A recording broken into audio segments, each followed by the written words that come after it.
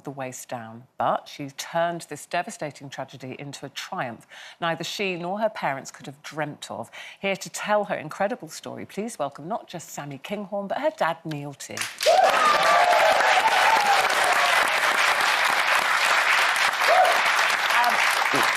It's a family affair because we've got your mum, Elaine, in the audience as well. So nice to see you all. Sammi, you've done so many incredible things, and we're going to talk about that because you've got championships coming up, etc. Yeah. But would you please just take us back? Because when you read something like that, it almost doesn't sink in. You were 14 years old, you're on the farm where your dad was working, and this awful, tragic accident. Can you explain to people what actually happened? Yeah, I still remember it as though it was yesterday. It's still something that's, literally seems like yesterday. So it was the 2nd December 2010. I was 14 years old, and I remember we had more snow on the farm than I'd ever seen before. And Dad was really struggling. You know, animals were dying. Nobody could get out of their homes. And me and my friend had got snowed in, so I was thinking, this is the best. All my exams were cancelled. I was thinking, fantastic.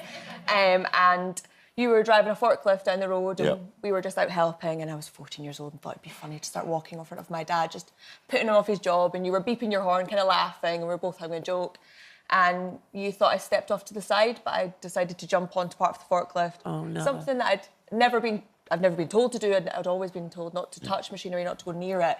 So I still have no idea why I thought that was a good idea, but unfortunately I did. And gosh, I remember the pressure on the back of my neck and I felt my back go and thinking, I mean, oh my goodness. It's horrific. And Neill, for you, it's horrific because you couldn't see her to start with. And then when you realised it was Sammi, what on earth? I didn't know what had happened until well into later on that day at the hospital, actually, because she just appeared in front of me. She seemed to find the energy to get off the machine. Oh, so you didn't even know she'd been on... So the first thing I knew, she was lying in a pile of snow in front of me, and I thought, where's she come from? So it was later on when we started to get information back from Samantha when she was in and out of consciousness, what she had done. And that just, what have I done? You know? It's just horrific. Paralysed from the waist down, months in hospital. I want to move on from that because it's traumatic for both of you, I know, and there's been so much positivity since then. So you're 14 years old. You now realise you're going to be in a wheelchair. Yeah. What was going through your young 14-year-old mind about your life going forward at that point? So to start with, I genuinely thought that I was going to be stuck in bed forever because I'd never seen anyone in a wheelchair. So I started to plan my life in bed, and I thought, I'll do an online uni course. Maybe I'll invent something to help people that are stuck in...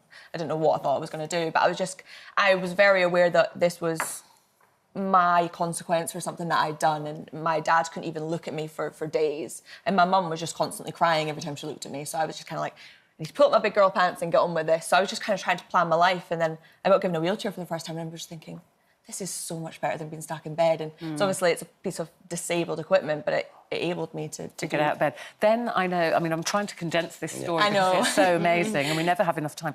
You were then taken, you were in the spinal unit, they took you to the spinal unit games. Yeah. And you said that was a life-changing moment for you. Why was that?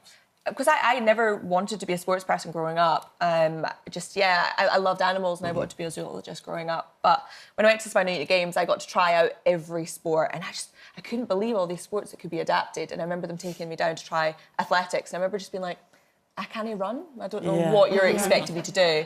And seeing a girl going round in a racing chair and just being speechless. This woman, she was so strong and she was powerful, and she was overtaking runners. I remember thinking, I'm going to be better than I was before.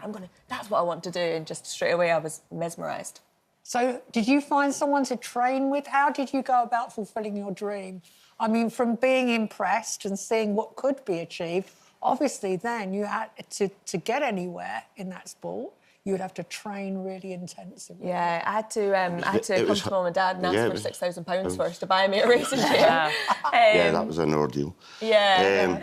But then it was trying to find a coach, because disability sport hadn't taken off then. Yeah. Trying to find coaches that were equipped to train a disabled athlete. Yeah. It was very, very hard, whereas after London, things have gotten better and there's more coaches out there willing to train disability athletes. And were you amazed? Again, I'm trying to condense this. World champion, 2 gold medals, world champion wheelchair racer. The list goes on. You've got competitions, I know, coming up this year, but I just want to go back to you, Neill.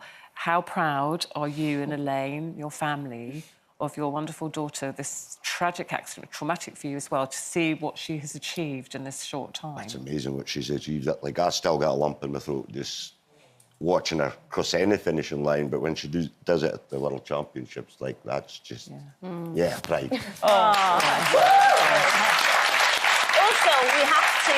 we have to mention Countryfile, which, of course, you're a presenter on as well. How did that come about, and is that something else you wanted to try, is presenting? Yeah. I just got a phone call. Is this something you'd like to do? And I was just like, are you joking? I've had no experience. I have no idea. But honestly, I think I could listen to someone talk about anything as long as they're passionate enough. Yeah. And it's amazing. And it's something that I was brought up watching with my dad. So I find it a bit strange when I'm on it, and I'm like, oh gosh, I remember as a child being sat down, especially to watch the weather. That was always the big one.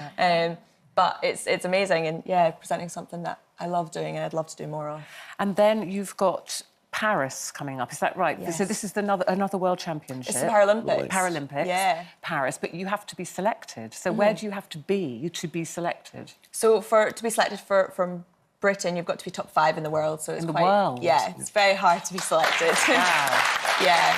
Wow. Oh, listen, we could talk to you all day. I mean, it's a tragic story, but you've created such a positive life from it, and thank you for sharing it with us. I know it's very difficult for you both.